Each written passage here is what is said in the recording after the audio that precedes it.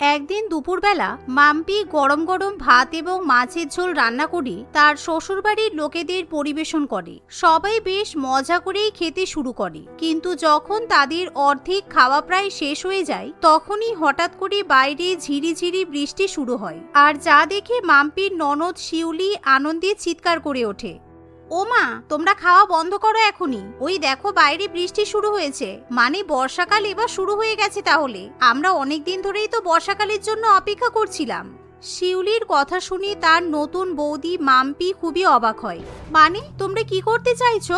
বাইরে বৃষ্টি হচ্ছে দেখে তোমরা হঠাৎ করে খাওয়া বন্ধ করে দিলে কেন? বৃষ্টি হচ্ছে বলে কি আর খাওয়া যাবে না? তোমরা কি কোথাও যাবে? আরে খাওয়া যাবে না মানে?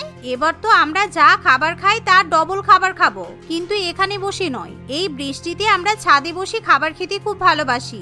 সারা বছর আমরা বর্ষাকালের জন্য অপেক্ষা করে থাকি, যাতে আমরা ছাদে বৃষ্টির মজা উপভোগ করতে করতে খাবার খেতে পারি।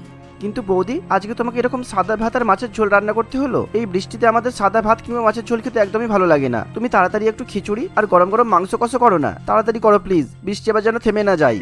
শ্বশুরবাড়ির লোকেদের মুখে এমন কথা শুনে মাম্পি একেবারে আকাশ থেকে পড়ে। আরে দুপুর 2টো বাজে আমার রান্না বান্না হয়ে গেছে, তোমাদের প্রায় অর্ধেক খাবার খাওয়া শেষও হয়ে গেছে, এখন বাইরে বৃষ্টি হচ্ছে দেখে তোমাদের মুড একেবারে পাল্টে গেল। ছাদে বসে খেতে ইচ্ছে হয়েছে, তাহলে এই মাছের ঝোল ভাত নিয়ে উপরে বসে খেয়ে নাও। এখন আমি আবার খিচুড়ি মাংস কষা রান্না করতে যাব কেন? আরে বৌমা, এরকম বৃষ্টির দিনে আমাদের সাদা ভাত খেতে ভালো লাগে না।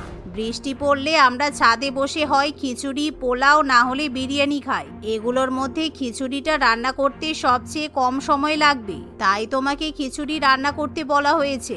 বেশি কথা না বলে কাজে লেগে পড়ো।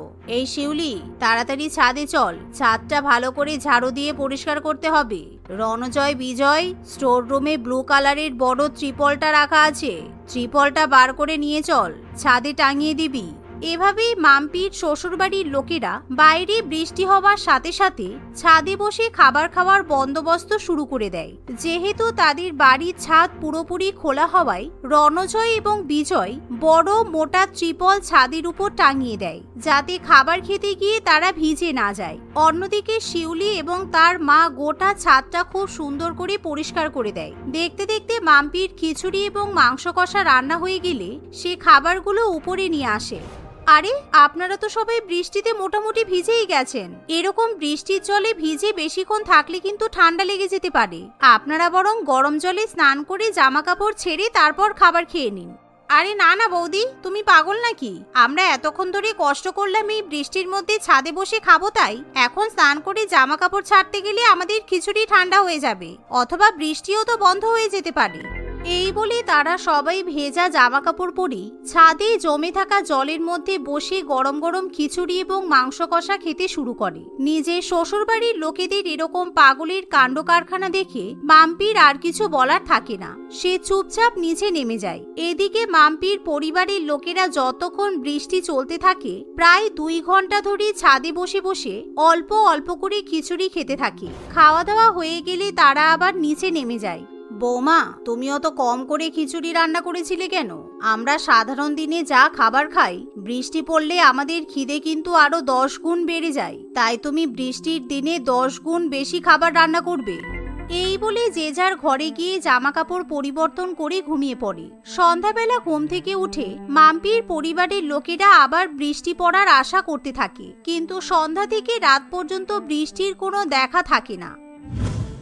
পরের দিন সকালেও আকাশে প্রখর রোদ দেখতে পাওয়া যায়, যা দেখে লতিকা দেবী এবং তার পরিবারের খুব মন খারাপ করে। শিউলি, আজকে তো বাইরে ভালোই রোদ উঠেছে। তুই যে কালকে কি সব দেখে বললি আমাদের দেশে নাকি বর্ষাকাল ঢুকে গেছে, কাল তো শুধুমাত্র 2-3 ঘন্টার জন্য বৃষ্টি হলো, আজকে তো বৃষ্টির কোনো দেখা নেই। তাহলে আজকে কি আমরা ছাদে বসে খেতে পারবো না? আরে না না, আমি গুগলে দেখেছি দুপুর 3টে থেকে বৃষ্টি হওয়ার কথা আছে, এখন খাওয়ার দরকার নেই। আমরা 3টে পর্যন্ত অপেক্ষা করব, কি আছে?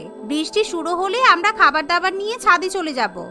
আরে বাবা, আমার তো অনেকক্ষণ আগে রান্না হয়ে গেছে, 2 ঘন্টা ধরে আমি খাবার পরিবেশন করে বসে আছি। এরকম ভাবে বৃষ্টির জন্য অপেক্ষা করলে হবে? যদি আজকে বৃষ্টি না হয় তাহলে তোমরা কি কেউ খাবে না? এখন খেয়ে নাও, পরে বৃষ্টি হলে তোমরা না হয় ছাদে গিয়ে অন্য কিছু খাবে। একদম অপয়াদের মতো কথা বলবি না তো বৌদি। গুগলে যখন দেখাচ্ছে 3টে থেকে বৃষ্টি হবে তাহলে নিশ্চয়ই হবে। কালকে ছাদে বৃষ্টির মধ্যে বসে খাবার খেয়ে আমাদের যা ভালো লেগে গেছে, আজকে আমাদের এরকম নিচে ডাইনিং টেবিলে বসে খেতে একদমই ইচ্ছা করছে না। তোমার খেতে ইচ্ছা করলে তুমি খেয়ে নাও, কিন্তু আমাদের খাওয়ার জন্য জোর করবে না। এই শুনে মাম্পির খুব রাগ হয় আর সে তার পরিবারকে ছেড়ে একাই খাওয়া দাওয়া করে নেয়। অন্যদিকে তার পরিবারের লোকেরা জানালায় বসে বসে বৃষ্টির জন্য অপেক্ষা করতে থাকে। দেখতে দেখতে 3টে বেজে যায়, কিন্তু বৃষ্টির কোনো দেখা নেই। তবুও সবাই মিলে বৃষ্টির অপেক্ষা করতে থাকে। এভাবে অপেক্ষা করতে করতে সন্ধ্যা 6টা বেজে গেলেও বৃষ্টি আসে না। তাই সবাই মিলে শিউলির উপর খুব রেগে যায় আর শিউলিকে খুব বকাবকি করে, যা দেখে মাম্পির খুবই হাসি পায়। শিউলি, তোর কথা শুনে আমাদের বিশ্বাস করাটাই ভুল হয়েছে। কি সব উল্টোপাল্টা ওয়েদার ফরকাস্টিং দেখে তুই ভবিষ্যৎবাণী করলি বলতো যে দুপুর 3টা থেকে বৃষ্টি হবে, আর এখন সন্ধ্যা 6টা বেজে গেল, বৃষ্টির কোনো দেখাই নেই। বেকার বেকার আমরা সারাদিন তোর কথা শুনে না খেয়ে বসে থাকলাম। মাম্পি, তুমি বরং আমাদের খেতে দিয়ে দাও, খুব খিদে পেয়েছে। এই শুনে মাম্পি আবার খাবার পরিবেশন করতে শুরু করে, কিন্তু এরই মধ্যে হঠাৎ করে হালকা হালকা বৃষ্টি শুরু হয়, যা দেখে মাম্পির শ্বশুরবাড়ির লোকেরা খুবই খুশি হয়। আর তখনই তারা খাবার দাবার নিয়ে ছাদে চলে যায়। দেখলি দাদা, তোরা সবাই মিলে আমাকে কত বকাবকি করলি। দুপুর 3টে থেকে বৃষ্টি শুরু হয়নি, তাতে কি হয়েছে? সন্ধেবেলা তো বৃষ্টি হচ্ছে। আমার কথা শুনে অপেক্ষা করলি বলে, তা না হলে তোরা তো খেয়ে নিচ্ছিলি। হ্যাঁ ঠিক। আচ্ছা রণজয়, বিজয়, বর্ষাকাল তো পড়েই গেছে, তোরা বরং ডাইনিং রুম থেকে আমাদের ডাইনিং টেবিলটা উপরে ছাদে নিয়ে চলে আয়, কারণ এখন তো আমরা প্রত্যেকদিন ছাদে বসেই খাবো। এই কি গো, তুমিও যাও, ছেলেদের সঙ্গে যাও, টেবিলটা কিন্তু খুব ভারী, 3 জন মিলে ধরে ধরে নিয়ে চলে এসো। এই শুনে অর্ণববাবু তার 2 ছেলেকে নিয়ে ডাইনিং টেবিল উপরে নিয়ে আসতে চলে যায়, কিন্তু সেই ডাইনিং টেবিল ছিল প্রচন্ড ভারী। তাই অর্ণববাবু এবং তার 2 ছেলে সেই ডাইনিং টেবিলটা উপরে নিয়ে যেতে পারে না। শেষে মাম্পি এবং তার শাশুড়ি মা ও তার ননদকেও সাহায্য করতে হয়। তোমরা যে কি শুরু করেছো বাবারি বাবা, বৃষ্টির মধ্যে ছাদে বসে খাবে বলে এত কাণ্ড, এত পাগলামি কেউ করে? এত ভারী টেবিল বয়ে নিয়ে আসতে গিয়ে আমার হাতে ব্যথা হয়ে গেল। নাও এবার তোমরা তাড়াতাড়ি খেয়ে নাও, আমি খাবার পরিবেশন করে দিচ্ছি। সবাই মজা করে টেবিলে খাবার খেতে বসে পড়ে, কিন্তু তখনই হঠাৎ করে বৃষ্টি বন্ধ হয়ে যায়। তাই খাওয়া বন্ধ করে দিয়ে তারা আবার বৃষ্টির জন্য অপেক্ষা করতে থাকে। এভাবেই মাম্পির পরিবার প্রত্যেক দিনই কিছু না কিছু পাগলামি করেই থাকে। যখনই বৃষ্টি শুরু হয়, তার পরিবারের লোকেরা ছাদে খাবার খেতে চলে যায়।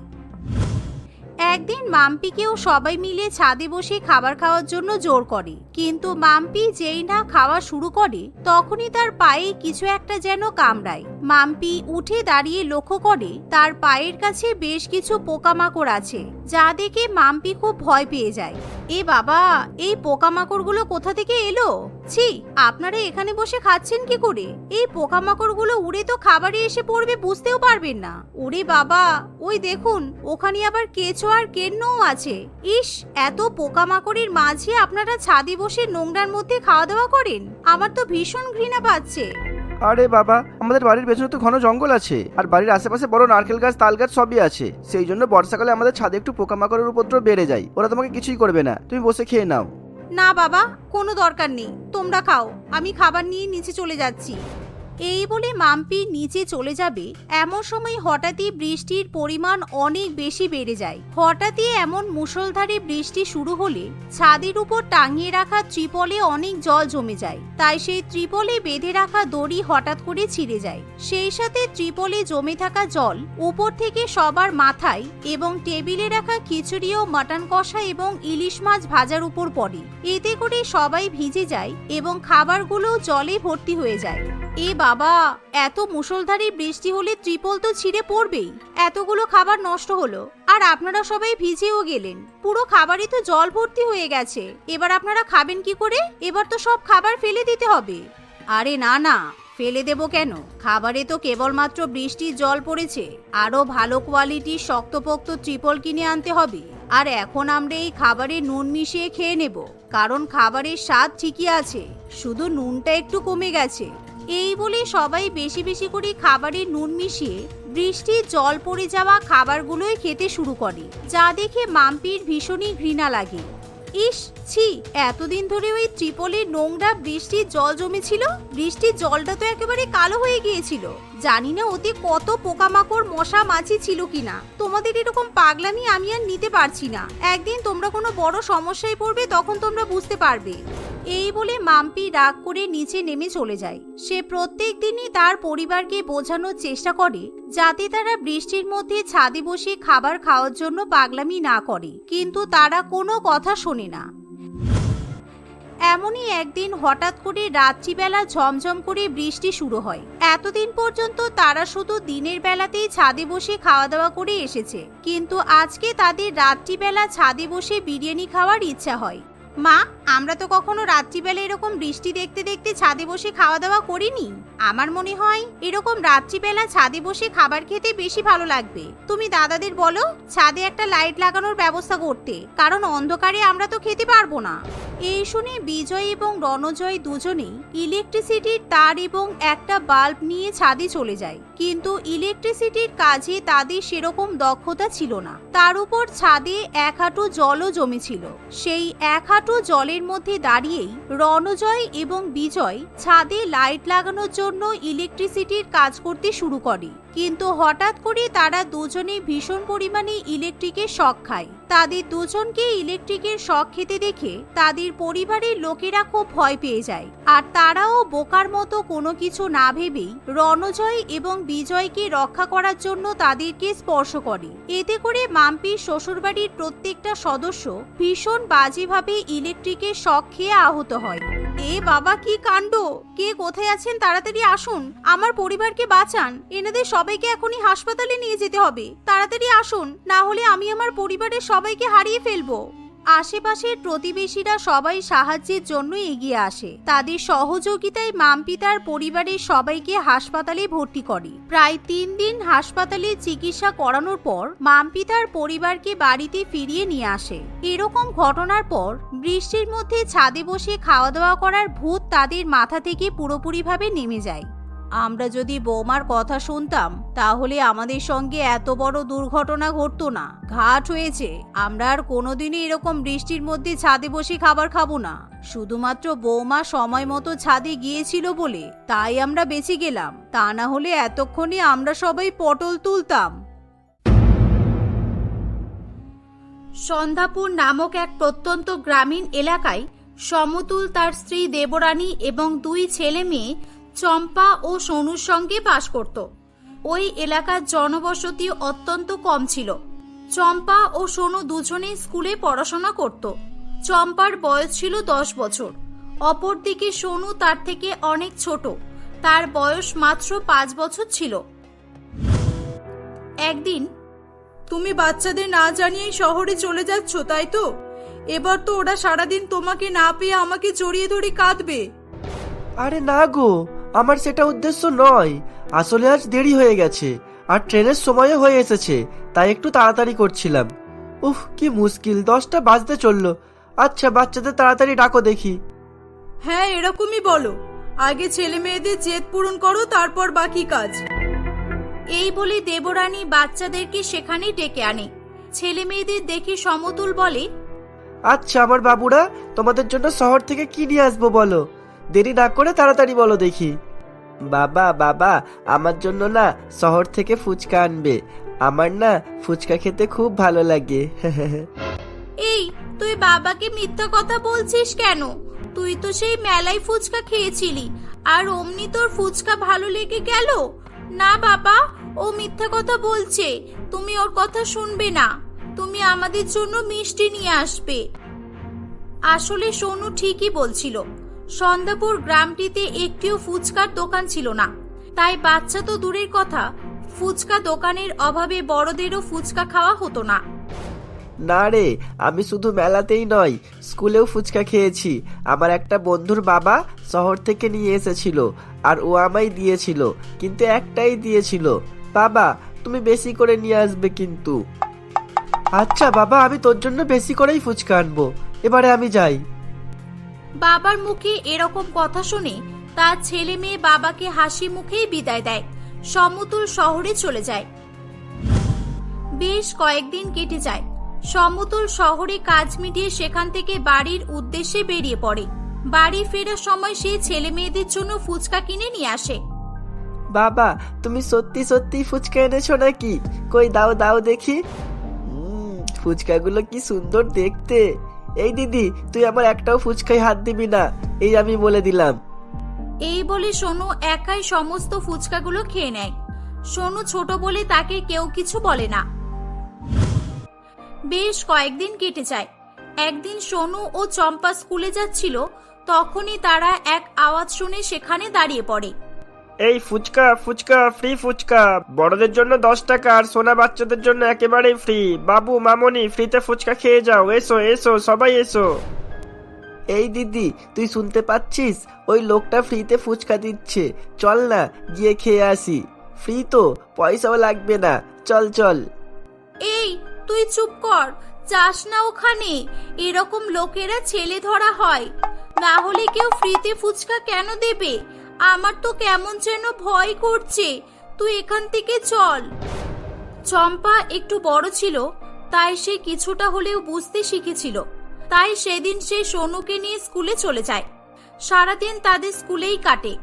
অবশেষে স্কুল ছুটির পর বাড়ি ফেরার পথে তারা আবারও নন্দ ফুচকাওয়ালাকে ফ্রিতে ফুচকা খাওয়াতে দেখে। কিন্তু এখন সে একা ছিল না, কিছু বাচ্চাও সেখানে ছিল এবং তার কাছ থেকে ফ্রিতে ফুচকা খাচ্ছিল। তারা সেদিন এগুলো দেখেই বাড়ি চলে আসে। বাড়িতে এসে, মা মা শুনছো, আজকে না আমাদের রাস্তার মোড়ে একটা ফুচকাওয়ালা এসেছিল, আর জানো মা, ফুচকাওয়ালাটা বাচ্চাদের ফ্রিতে ফুচকা খাওয়াচ্ছিল। হ্যাঁ, তোকে তো তখনই বললাম ফ্রিতে ফুচকা দিচ্ছে, খাই চল। তুই তো গেলি না, আর এখন মাকে বলে কি হবে? ফুচকাওয়ালা বাড়ি চলে গেছে। না বাবা, তোমার দিদি যা করেছে ঠিক করেছে। লোভের বশে এরকম জিনিস খাওয়া ভালো নয়। কার মনে কি আছে, না হলে ফ্রিতে ফুচকাই বা দিতে যাবে কেন?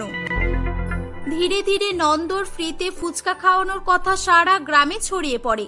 গ্রামের লোকেরা সন্দেহর বশে তার দোকানে এসে ফুচকা খেয়ে চেক করতে থাকে। না, ফুচকা তো খারাপ নয়, টেস্টও ভালো, আর কারো শরীরও তো খারাপ করছে না খেয়ে। আচ্ছা দাদা, আপনি মানে এরকম বাচ্চাদের ফ্রিতে ফুচকা কিভাবে দেন? আপনার লস হয় না? হ্যাঁ দাদা, ফ্রি যখন দেন তাহলে বড়দের থেকে টাকা নেন, আর শুধু বাচ্চাদেরই ফ্রিতে কেন দেন? বলছি সবকিছুই বলছি। আমি আসলে লাভের আশায় ফুচকা বিক্রি করতে আসি না। আসলে আমি বাচ্চাদেরকে খুবই ভালোবাসি, আর ওদের কাছে সবসময় টাকাও থাকে না, তাই বাচ্চাদের ফ্রিতে ফুচকা দিই। আর বাচ্চাদের মুখে হাসি ফোটাতে আমার খুবই ভালো লাগে। বড়দের থেকে টাকা নিয়ে যে লাভ হয়, সেই টাকা দিয়েই আমি বাচ্চাদের ফ্রিতে খাওয়াই। এবারে বলুন, আমি ঠিক করছি নাকি ভুল করছি? ফুচকাওয়ালা নন্দর কথা শুনে সকলেরই ভুল ভেঙে যায়। সকলেই তাকে বাহবা দিতে থাকে। তার কাজ যে সত্যি প্রশংসনীয়, সকলেই এটা বলতে থাকে। বেশ কয়েকদিন কেটে যায়। গ্রামের সকল বাচ্চাদেরই ফ্রিতে ফুচকা খাওয়া হয়ে গেলেও তখনও পর্যন্ত সোনু এবং চম্পার ফুচকা খাওয়া হয়নি। তাই একদিন, মা আজ আমি ফ্রিতে ফুচকা খেতে যাব। মানে আমার সব বন্ধুরা রোজ খায়, আমরাও খেতে চাই না মা। শুনেছি নন্দ কাকুর ফুচকা খেতে খুবই ভালো। না না, তোমাদের যেতে হবে না। বাবা বাড়িতে নেই, আমি এখন তোমাদের একা একা কোথাও যেতে দেব না। আর খেতেই হলে বাবা এলে খাওয়াবে। মা যেন বড্ড বেশি বেশি টাকা দিতে হবে না, তাও যেতে দিচ্ছে না। তবে আমি দিদির মতো নয় যে তোমার কথা শুনবো। আমি যেভাবেই হোক আজ ফ্রিতে ফুচকা খেয়েই আসবো। মা আমি আমার বন্ধুদের সঙ্গে খেলতে যাব, ওরা অনেকক্ষণ ধরেই ডাকছে আমাকে। সোনুর খেলতে যাওয়ার কথা শুনে দেবরানী তাকে যাওয়ার জন্য অনুমতি দিয়ে দেয়। সোনু খেলতে না গিয়ে ছুটে নন্দ ফুচকাওয়ালার কাছে যায়। সেখানে আগে থেকেই কয়েকটি ছেলে ফ্রিতে ফুচকা খাচ্ছিল। কাকু আমাকে ফুচকা দিন না, আমি ফুচকা খেতে খুবই ভালোবাসি। এই চুপ কর, আমরা কি ভালোবাসি না নাকি? এখানে ফ্রিতে ফুচকা খেতে হলে কাকুর কিছু কথা মানতে হবে, আর বাড়ির কাউকেই সেটা বললে চলবে না, বুঝলি? কি বলো কাকু? আরে বিকি, ও আজ প্রথম এসেছে, প্রথম দিনই ওকে এরকম বললে চলে না। খাও বাবা খাও, তুমি আজকে মন ভরে ফুচকা খাও। সোনু পেট ভরে ফুচকা খায়। সে পরের দিন আবারও নন্দের দোকানে ফ্রিতে ফুচকা খেতে যায়। নন্দ ফুচকাওয়ালা তাকে তার সমস্ত কন্ডিশনই জানিয়ে দেয়। ও এই ব্যাপার, এটা তো আমার কাছে কোনোই ব্যাপার না। ভালো করে খেয়াল রাখবি, আর কাউকে বলবি না তো। কাউকে যদি বলিস তাহলে কিন্তু কাকু আমাদের আর ফ্রিতে ফুচকা দেবে না। বেশ কয়েকদিন কেটে যায়। এমনই একদিন সমতুল শহর থেকে বাড়ি ফিরছিল। সেদিন চম্পা তার বাবাকে ফুচকার ঘটনা বললে, ভালোই তো, এমনিতে গ্রামে ফুচকাওয়ালা হয়েছে এটাই যথেষ্ট। সেই কত দূর শহর থেকে ফুচকা বয়ে বয়ে আনতে হতো, আমি তো ওই ফুচকাওয়ালাকে গিয়ে থ্যাঙ্কস জানাবো। এই বলে সমতুল তার দুই বাচ্চাকে নিয়ে নন্দের ফুচকার দোকানে যায় এবং তার ফুচকা খেয়ে সমতুল বলে, বাহ দাদা, আপনার ফুচকার টেস্ট তো দারুণ, আর আপনি খুবই ভালো কাজ করেছেন। আপনার বিষয়ে আমি সবকিছুই শুনেছি, আর এও শুনেছি বাচ্চারা আপনার ফ্রি ফুচকার পাগল। শুধু আমার বাচ্চারা বাদে, আমি আগে যদি আসতাম তাহলে বাচ্চাদের অবশ্যই পাঠাতাম। আপনি একই বলছেন? আপনার ছেলে তো রোজই আমার দোকানে ফ্রি ফুচকা খেতে আসে, গ্রামের কোনো বাচ্চাই বাদ নেই, বুঝলেন? তা বেশ ভালোই তো, সোনু আসলে ফুচকা খেতে একটু ভালোবাসে, আর আমিও মনে মনে জানতাম ও নিশ্চয়ই খাবে। ফ্রি তো দূরের কথা, টাকা দিয়ে হলে ও এমন ছেলে টাকা চুরি করে নিয়ে এসেও খেত। এভাবেই তারা কথাবার্তা বলছিল। তখনই চম্পা লক্ষ্য করে যে সোনু লুকিয়ে নন্দ কাকুর একটা বাক্সে কিছু একটা রেখে দেয় এবং নন্দ তাকে চোখ দেখিয়ে কিছু একটা ইশারা করে। বাবা, চুরি করে নয়, এমনও তো হতে পারে নন্দ কাকু কিছুর বিনিময়ে ফুচকা খাওয়ায়। আমি এক্ষুনি দেখেছি সোনু নন্দ কাকুর এই বাক্সে কি একটা রেখেছে। তুমি ওই বাক্সটা চেক করে দেখো তো বাবা, সোনু ওটাতে কি রেখেছে। কি বলছিস কি? সোনু দিদি কি বলেছে? তুই ওই বক্সে কি রেখেছিস? কই বাবা, কিছু না তো, দিদি মিথ্যে কথা বলছে। নন্দ কাকু খুব ভালো, নন্দ কাকু আমাকে ফ্রিতে ফুচকা দেয়, কোনো কিছু নেয় না, কোনো টাকাও নয়, আর কোনো জিনিসও নয়। আচ্ছা আমি এবার যাই, আমার শরীরটা খারাপ লাগছে, কালকে আবার আসবো। সোনুর কথা শুনে সমতুলের খুব সন্দেহ হয়। না দাঁড়ান, আমি দেখতে চাই আপনার ওই বক্সে কি আছে। দেখি দেখি বলছি বক্সটা। নন্দ বাক্সটা দেখাতে না চাইলে সমতুল জোর করে বাক্সটা খোলে। এ কি, আমার বিয়ের ওয়াচ এখানে এলো কিভাবে? তোর মায়ের সোনার কানের দুলো আছে, এখানে তো আরো অনেক দামি দামি জিনিস আছে।